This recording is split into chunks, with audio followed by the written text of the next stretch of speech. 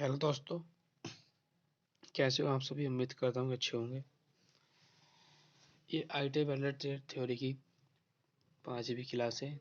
इससे पहले 4 क्लास हो चुकी हैं और ये हमारे वो चौथी क्लास का लास्ट क्वेश्चन है, जहाँ से हमने समाप्त किया था। जहाँ पे आइए शुरू करते हैं। अगर मेरी क्लास आपको अच्छी लगती है तो लाइक कीजिए, कमेंट कीजिए और चैनल पर नए हो तो सब्सक्राइब कीजिए। पहला क्वेश्चन है, गैस वेल्डिंग में उपयोग किए जाने वाले माइल्ड स्टील फिलर रोड पर तांबा कोटिंग का उद्देश्य क्या है? जंग रोधक का, जलरोधक का,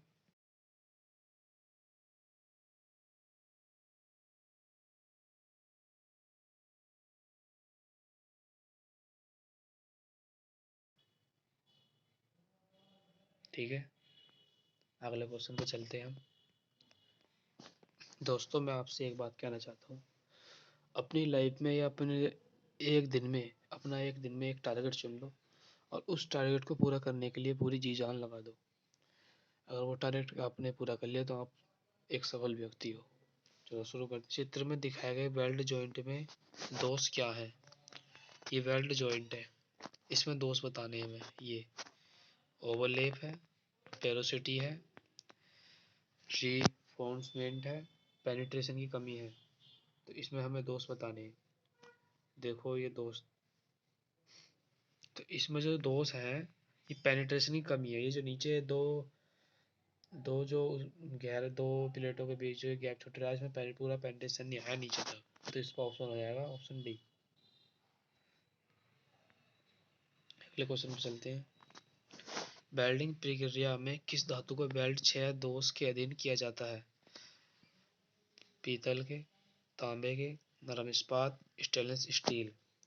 तो इसमें वेल्डिंग प्रक्रिया में किस धातु को वेल्ड क्षय दोष के अधीन किया जाएगा? ऑप्शन हो जाएगा स्टेनलेस स्टील के, option number D.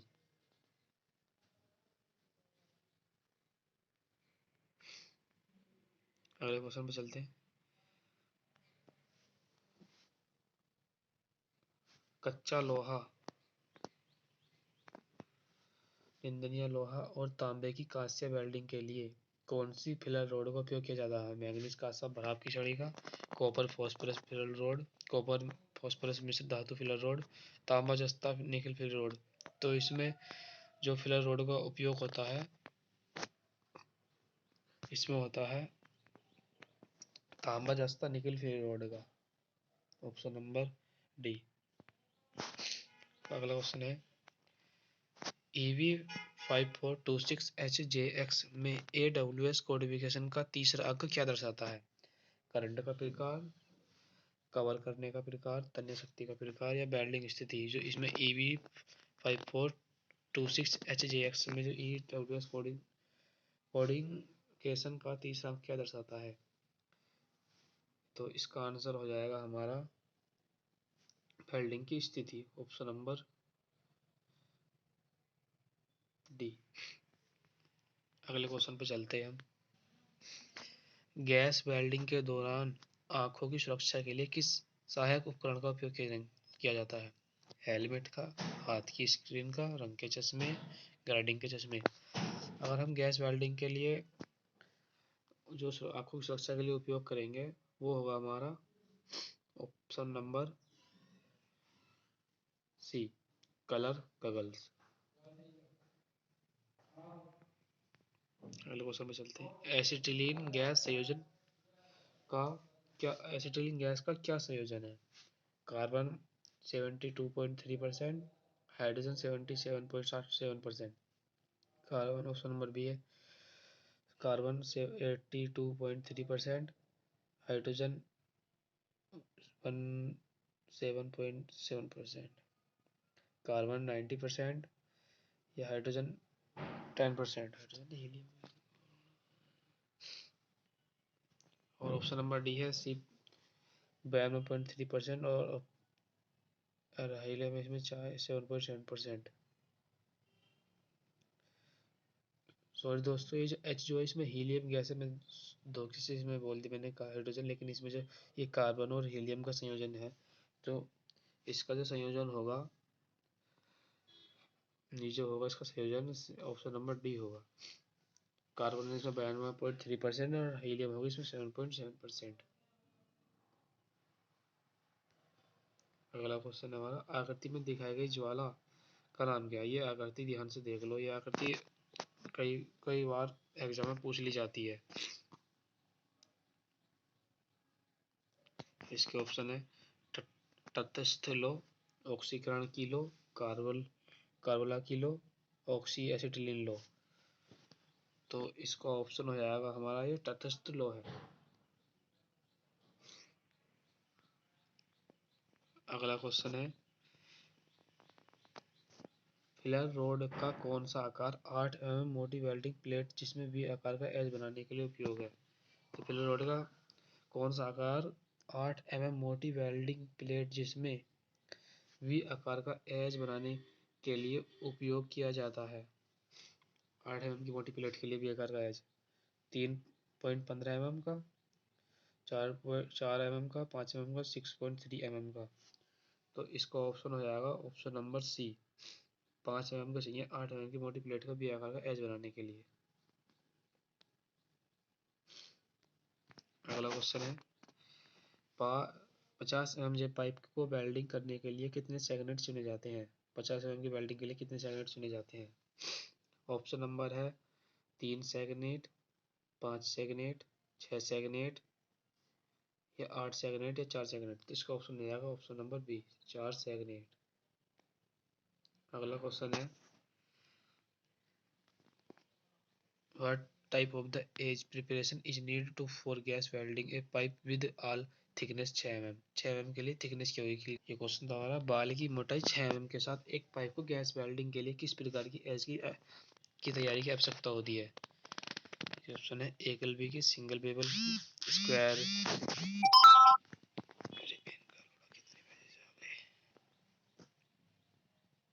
Square as root की, स्क्वायर एज बेकन रूट की। तो इसका आंसर हो जाएगा हमारा एकल वी, सिंगल वी बोलते हैं जिसे। अगला ऑप्शन क्वेश्चन है, एक टी टाइप जॉइंट विकसित करते समय कितने समान विभाजन के लिए किए जाने चाहिए? यानी एक टी टाइप विकसित करते समय कितने समान विभाजन किए जाने चाहिए? 4 बराबर विभाजन, 6 बराबर विभाजन, 9 बराबर विभाजन, 12 बराबर विभाजन। जो टी जॉइंट बनाते हैं उसमें जो हमारे 12 विभाजन होते हैं, अभी कभी बनाया हो तो उसमें देख लेना ध्यान से। अगला क्वेश्चन है, वेल्डिंग के दौरान आर्क से निकलने वाले छोटे धातु कणों का नाम क्या है? तो स्लैग, यानी वेल्डिंग के दौरान आर्क से निकलने वाले छोटे धातु कणों का नाम क्या है? Slag, spatter, stubborn, weld metal. Slag तो वेल्डिंग बीड के ऊपर आता है, स्पैटर है जो निकलते हैं, स्टबर्न है वो है जो इलेक्ट्रोड होती है उसका सबसे लास्ट पॉइंट जो बचता है उसे स्टबर्न कहते हैं, जो हम वेल्ड करते हैं तो। और ये वेल्ड मेटल है जो हमें मेटल मिलती है। तो इसका आंसर हो जाएगा हमारा स्पैटर, स्पैटर ही निकलते हैं। अगले क्वेश्चन पर चलते हैं, गोइंग के लिए एक नोजल के निर्माण की पहचान कैसे की जाती है? गोइंग के लिए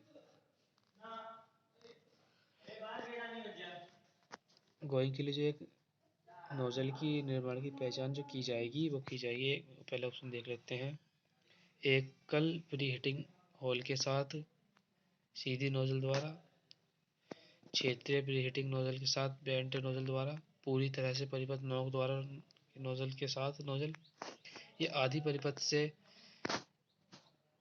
तरह से परिपथ नोकदार 6 होल के साथ द्वारा। तो इसमें जो हमें गोइंग के लिए एक नोजल की निर्माण की पहचान कैसे की जाती है, इसका ऑप्शन हो जाएगा ऑप्शन नंबर डी, ये आंसर इसका। ठीक है, ऑप्शन नंबर डी हो जाएगा इसका आंसर।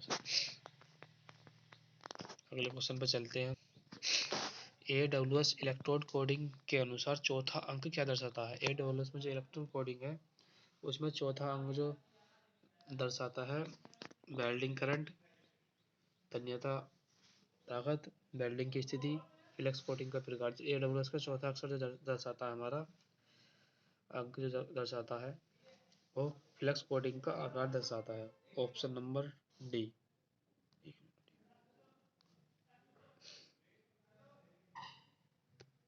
अगला क्वेश्चन है, यदि पाइप की मोटाई 5 mm से अधिक है तो पाइप वेल्डिंग बट जॉइंट के लिए बेवल कोण क्या है? पाइप की मोटाई 5 mm से अधिक है तो पाइप वेल्डिंग बट जॉइंट के लिए बेवल कोण क्या है? ये ऑप्शन है 60, 75, 80, 90। तो इसका आंसर हो जाएगा हमारा 75। Option number B. 5 mm की मोटी पाइप अधिक है, यदि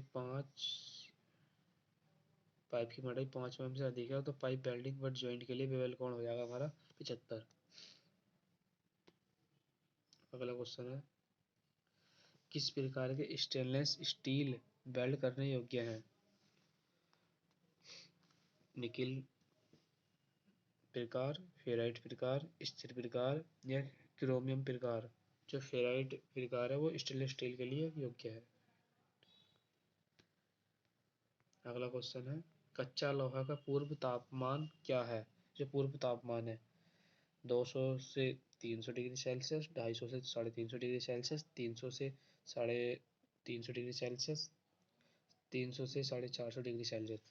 तो इसका जो कच्चे लोहे का पूर्व तापमान होता है वो वह है 200 से 310 डिग्री सेल्सियस। अगला क्वेश्चन है, रूट रन क्या है? बैकिंग रन है, पहला रन ही रूट रन होता है, तीसरा रन ही रूट रन होता है, दूसरा रन ही रूट रन होता है। जब हम वेल्डिंग पर जो मेटल पर वेल्डिंग करते हैं, किसी जॉब पे वेल्डिंग करते हैं, जब हम पहली बीट लगाते हैं वो पहला रन ही रूट रन होता है, उसे पहला रन ही रूट रन बोलते हैं। तो इसका आंसर आएगा ऑप्शन नंबर बी। अगला क्वेश्चन है, आप नॉन कोटेड इलेक्ट्रोड को क्या कहते हैं? जो नॉन कोटेड इलेक्ट्रोड होती है उसे क्या कहते हैं? Rod electrode, bare electrode, base metal electrode, deep penetration electrode? जो रो कोटेड इलेक्ट्रोड होती है उसे हम बोलते हैं bare electrode. Option number B. अगला क्वेश्चन है हमारा, इलेक्ट्रोड आकार की पहचान कैसे की जाती है? तो इलेक्ट्रोड के आकार की पहचान कैसे की जाती है? इलेक्ट्रोड की लंबाई द्वारा, फ्लेक्स की कोटिंग की मोटाई द्वारा, इलेक्ट्रोड का व्यास द्वारा, आंतरिक कोर के तार के व्यास द्वारा। जो इसकी हम इलेक्ट्रोड की पहचान जो करेंगे वो करेंगे आंतरिक कोर के तार के व्यास द्वारा, उसकी पहचान करेंगे इलेक्ट्रोड की लंबाई की। अगला क्वेश्चन है, मानक इलेक्ट्रोड की लंबाई उपलब्ध है। मानक इलेक्ट्रोड की लंबाई उपलब्ध है मार्केट में, मान लो इसमें 250 mm, 350 mm, 350 mm और 450 mm, 400 mm और 500 mm, 500 mm और 600 mm। तो इसका ऑप्शन हो जाएगा ऑप्शन नंबर डी, 500 से 600 mm। अगला क्वेश्चन है, 8 mm के साथ हेक्सावेलेट्स का ग्रेड क्या आता है? फाइन, मध्यम, कोर्स, रफ? तो इसका आंसर हो जाएगा हमारा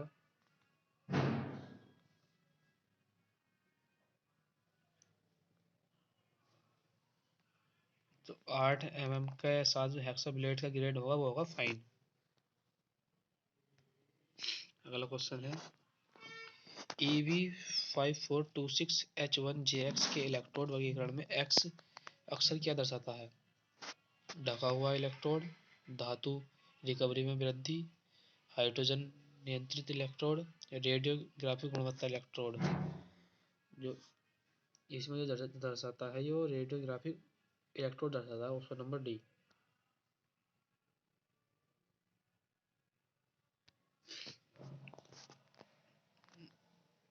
ये जो एक्स अक्षर है इसके इलेक्ट्रोड वर्गीकरण में जो एक्स दर्शाता है, एक्स एक रेडियो, आपने साइंस में पढ़ा होगा, एक्स एक्स किरणें रेडियो को दर्शाती है। माध्यम कार्बन स्टील में कार्बन का प्रतिशत कितना होता है? माध्यम कार्बन स्टील में जो मीडियम कार्बन होता है उसमें परसेंटेज पूछी गई है, 0 से 0.5%, 0.30%, 0.05% से 0.8%, 0.30% से 0.6%, 0.6% से 0.12%। तो इसका आंसर हो जाएगा 0.30% से 0.62%, 6%, 0 तो ऑप्शन नंबर सी। अगले क्वेश्चन पर चलते हैं हम। बेस धातु की सतह में बिना फ्यूज किए धातु के प्रवाह को क्या दोष कहा जाता है? ओवरलैप, अंडरकट, फ्यूजन की कमी, पेनिट्रेशन की कमी। यानी बेस धातु के सतह में बिना फ्यूज किए धातु के प्रवाह को क्या कहा जाता है?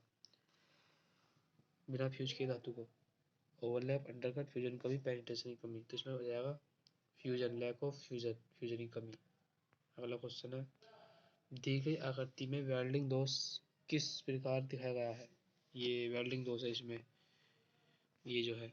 तो इसमें पहला ऑप्शन है क्रैक, ब्लो होल, वन थ्रू, ये अनफिल्ड क्रेटर। तो इसका आंसर हो जाएगा क्रैक। इसमें जो आए हुए हैं ये क्रैक आए हुए हैं।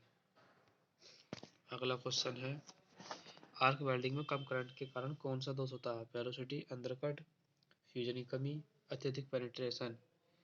तो इसमें हो जाता है हमारा आर्क वेल्डिंग में कम करंट के कारण फ्यूजन की कमी हो जाती है।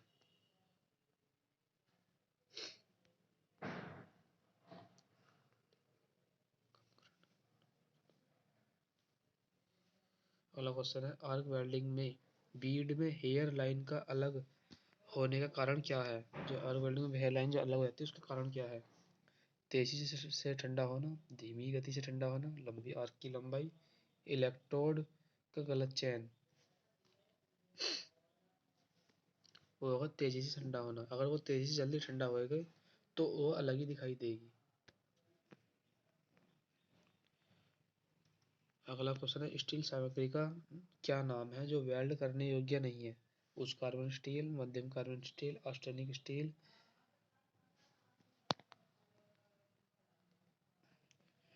या फेराइट और मार्टेसिक स्टेनलेस स्टील। इसका ऑप्शन हो जाएगा डी। आज के लिए बस इतना ही। उम्मीद करता हूँ कि आपको ये क्लास पसंद आई होगी।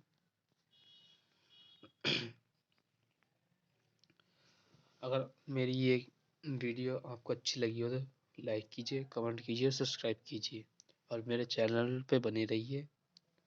मैं अगली वीडियो में जल्दी प्रस्तुत करूँगा। धन्यवाद दोस्तों। जय हिंद, जय भारत।